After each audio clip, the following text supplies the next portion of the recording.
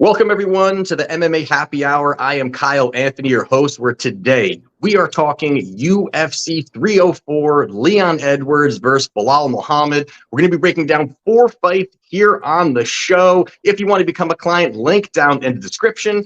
And also, don't forget to like this video. That always helps the algorithm here. So don't forget to do that. And whether you agree or disagree here with me and Ray, would love to hear it in the comment section if you agree or not. But my guest today doesn't need he doesn't really need introduction here. It's the head coach, Ray Longo. Ray, I'm honored to have you on again. And how you doing, man? Awesome, man. Feeling really good. How about yourself?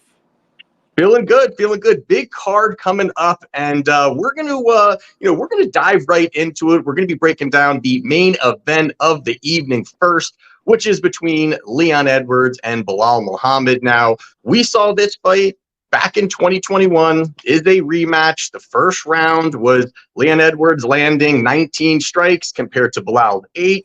Eye poke happens in the second round, and here we are again down the road for a title. So, Ray, how do you see this kind of playing out, and who do you think is going to grab the victory here?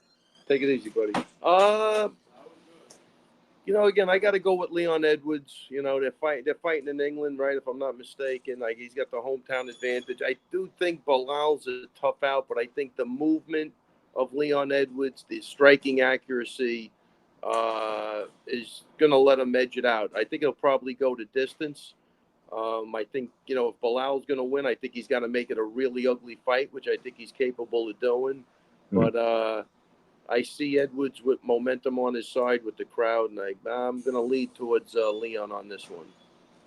Yeah, this one here, I mean, to your point, I think this is one where the footwork of Leon, I think, is going to be really, really work well for him in this spot here. When you're looking at really what, Belal does, obviously he's going to be doing the wrestling. Obviously he's looking for those takedowns, 35% takedown success rate compared to Edwards, 70% takedown defense rate. So it has held up in those particular points. But the one thing that I think really has kind of been looked past a little bit on the Belal side, although, yes, the line continues to widen, is out of Belal's last 5 victories, 3 of them were wrestlers who have limited striking.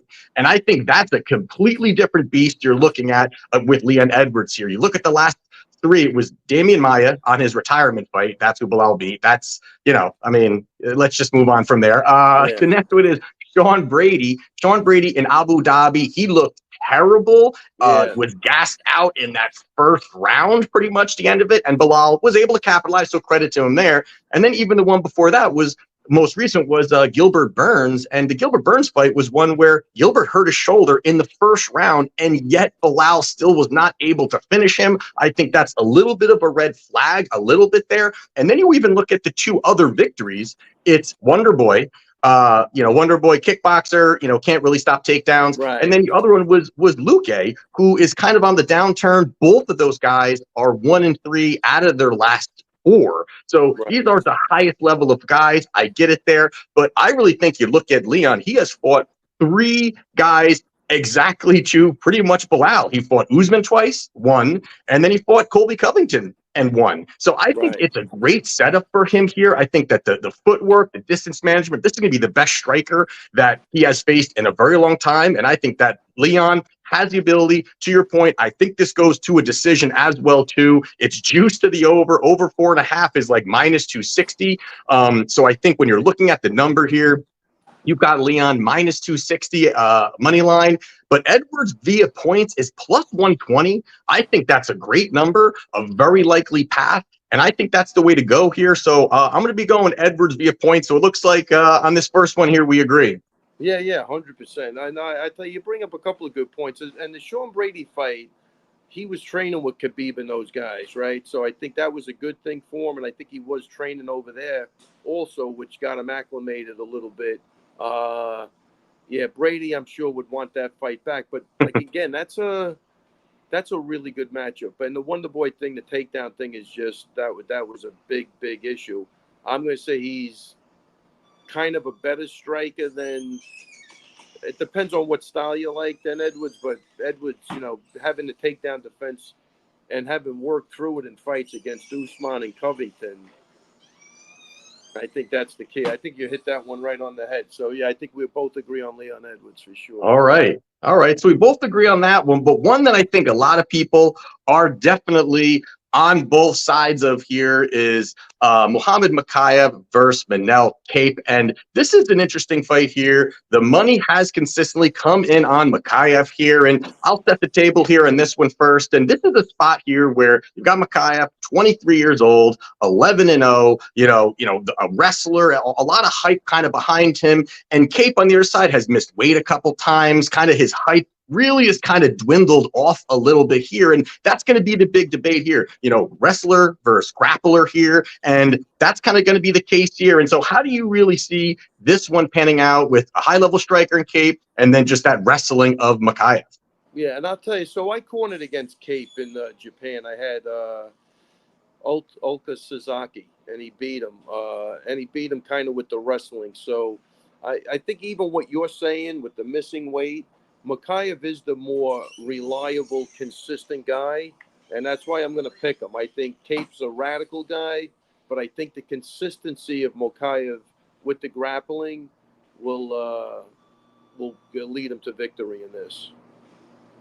Yeah, so this one here, the big thing here for me when Mokaev and his wrestling is that he just has not good top control. I mean, he just consistently, he can wrestle and cage push you and push you up against the fence, but he just cannot really keep it. And I think the big issue is going to be really the fact that his physicality and his strength, I think that really is on the weaker side for him. Yes. And I think that's caused a lot of problems. You saw it against Alex Perez, where Alex Perez is a physical guy, good wrestler, and he was just able to kind of defend the takedowns.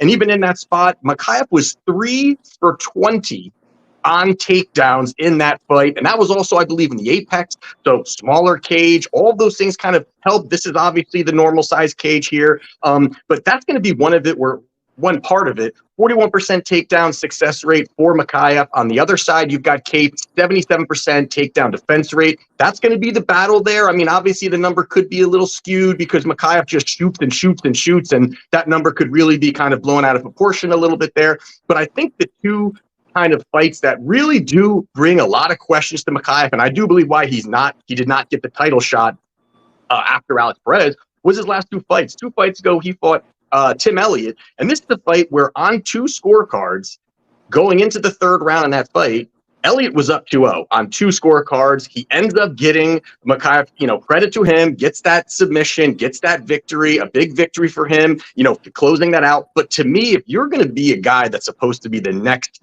title challenger, the rising star, you got to run through a guy like Tim Elliott. Nothing against the guy, but I think if you're really looking to hype a guy up who has the ability, has the wrestling, that's not the greatest look. And then even most recently, as I was just saying, Alex Perez, this is a spot here where rewatching this fight, I thought Perez won. I mean, I really thought he edged it out a little bit there. Strikes landed were very close. It was some of these takedowns, but overall, Mokaev is not active. He's just looking for position. Right now, judges are all about, damage over position. And I think that's going to be something. But Mokaev averages 1.5 significant strikes landed per minute. That is astronomically low. And that's where somebody like Kape, who can throw big shots, land, really utilize some of his footwork. So for me, I do like Kape here. I think that he can go out there, get the job done. The plus 125 number is pretty good, but I would not be overly surprised if Mokaev kind of goes out there and just wrestles and just kind of ugly fight, but wet blankets him. Yeah, I think Kape's a real emotional guy. I think he's proven that in some of his speeches. I think the fact that he is like a jack little dude, he's not having an easy time making the weight. And if he has a hard time making the weight, even if the guy shoots 20 times and gets 3 takedowns, just defending 20 times could even drain the gas tank. I think I see it being a close fight going into the 3rd with Mokaev kind of running away with it at that point. But I like Kape's craziness, but I think this time I'm going with consistency, and he's been getting the job done, and I'm sure he'll find a way to get it done this time too. Yes. All right. So there you go. That's going to be a great fight. Going to be a great fight. I'm excited for that fight. That's definitely one of the highlighted ones. Like I said, people I see on Twitter back and forth, battle about this one. So people are planting their flag in that fight. So it should be a good one. Now, the next one here we will talk is going to be Arnold Allen versus Giga Chikadze here. So this is a fight here where, the betting market and kind of looking at here, I think really has kind of overreacted to two things. And I think it's one, the age of Giga. Yes, that's not great. He's going to be 35 years old. But the other is the absolute beating he took against Calvin Kattar. He took a life-altering beating in that. Credit to him. He really battled through it and all of those things. But I do think that this is a spot where, could Allen wrestle? Maybe. But if you look at even, this, I just believe it could be a striking match. And you look at Allen, he has 0 takedown attempts over his last 4 fights. He's got 2 takedowns successful over the last 6 fights, and they were both against Sadiq Youssef.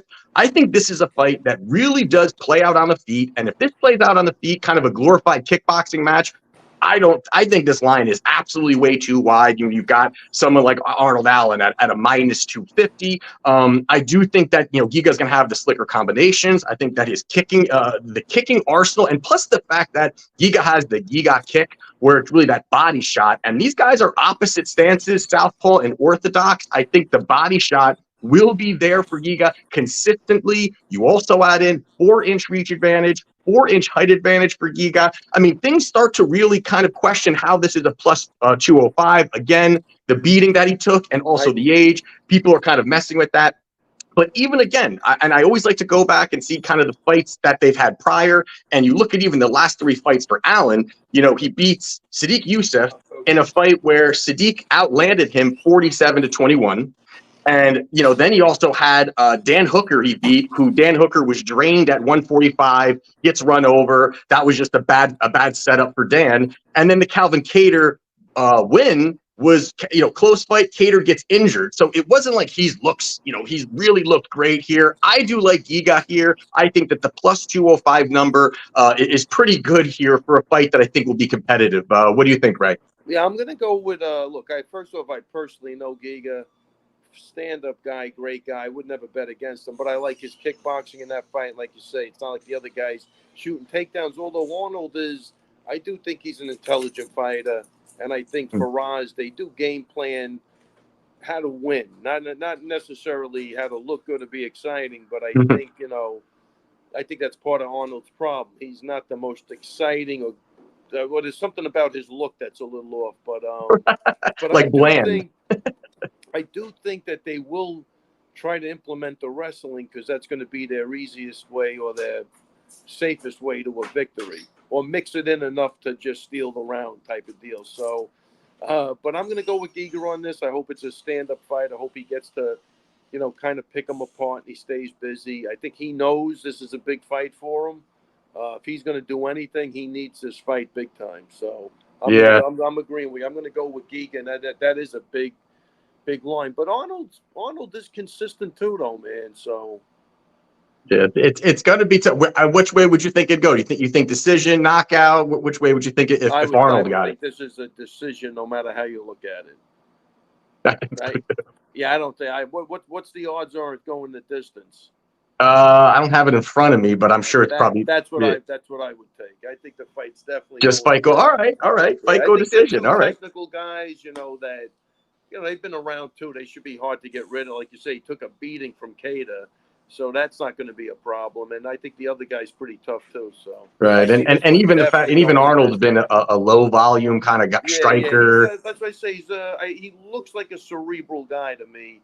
He's got a weird style with that arm dangling in the front. I don't know what but I don't know. I think Giga finds a way to win this fight. All right. So we agree on that one, and then the last one we'll quickly go over here is another interesting matchup here. You got Bobby King Green. He's changed name to King against Paddy Pimblett, and this one here is another grappler versus striker type of matchup here. And for me, when I'm looking at this one here, I think the first thing that really stuck out is Bobby Green's 37, about to be 38 in September, and not that age is everything, but there's got to be a point that this guy starts to decline. Now, also the fact that, it's not that, everyone kind of knocks Paddy Pimblett about, he hasn't faced the highest level guys, or, he's looked a little suspect in some of these wins. He's grabbing some wins, and I get that. But it's not that Bobby Green has looked like a world beater either. He's 3-3-1 over his last 7 fights. And if you even look at the 3 guys he beat, again, you got to go over this. Tony Ferguson he beat. Well, welcome to the club there. He's 0-7 run now, unfortunately, in the UFC. He beat Grant Dawson, that was the 33-second knockout from Green, which pretty much could be as fluky as it gets, kind of a little bit there. Green does not have power, and he was able to kind of, collapse Dawson within the first 33 seconds. And then the one after that was the most recent one against Jim Miller, who's 41, and he's kind of now aging out a little bit there too. So I think the aggressiveness, I think Paddy is going to be there. I think this would be the best version of Paddy in his prime, 29 years old. He's only going to get better on home soil. I think he can push a pace. I think he could really crash the pocket and get clinching, get some takedowns. And if he gets him down once, I think it's either banking that round or finding the finish for Paddy. I do rate Paddy's grappling fairly high compared to Bobby Green. So I like Paddy here. The money consistently has come in on Paddy in this spot here. So I'm taking it as well. How do you see this one going down? Man, I'm going to go with Bobby Green. I think he's fought the best, some of the best of the best. He's been in good fights. I think, and when you do that, you get down to this level where a guy's got his chin up in the air. I think Bobby, I don't think Bobby lets him come forward. You know what I mean? I think he's going to get him going backwards. If Paddy can't get this fight to the floor, I don't see how he even wins. I just don't. I mean, the problem with Bobby Green, sometimes he just has too much fun, and he's not really worried about the freaking win, But if he puts his mind to it, I say he puts a beating on this kid. I'm going to disagree with you. I almost think this fight should be the way the Arnold fight and the Chookagian fight is. I think Pimblett should be a bigger underdog. But they're probably doing what you did. Like, he's 37 years old. They're taking that. You never know when he's just going to get too old overnight. But I do think Bobby loves fighting. I don't think he looks like a young 37 to me mentally and physically. And again, I just don't know what this kid does that he hasn't seen 1,000 times over with better people. That's kind of where I'm going with that, So I agree. But I think it's an intelligent guess to maybe catch Bobby Green. Probably because even the way I'm pitching the fight, I could be completely wrong because it just might be the time where he's just going to get old overnight. You know what I mean? And I think that's what they're kind of hoping for. I just don't think it's going to happen this fight. Yeah, and I think that even with that, could it be a little bit of home cooking with some close rounds, that whole thing. But and to your point, does Bobby kind of let it get away from him because he's he's doing a little too much of the showboaty stuff, while Paddy at least looks like maybe he's a little more in the fight than as showboaty.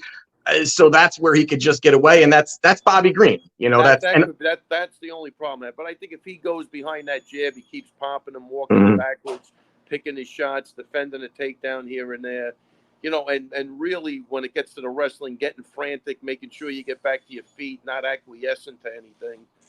I think he should have a good night. All right. Well, there you go for UFC 304. There's our picks. There's our plays. Let us know in the comments if you agree, disagree, however you feel. And Ray, thanks for coming on the show. Appreciate it, man. All right, we still got to get to the gym. I thought you were stopping by. Yeah, I got to come up there. And I got to take some leg kicks from Aljo or something like that. Oh, yeah. You don't want to do that, but I'd love to see it. Anyway, listen, Kyle, great catching up, and hopefully I'll talk to you in a couple of weeks. All right, I'll talk to you, Ray. Take care, and we'll see you next time. Take it easy, Kyle. Take care, guys.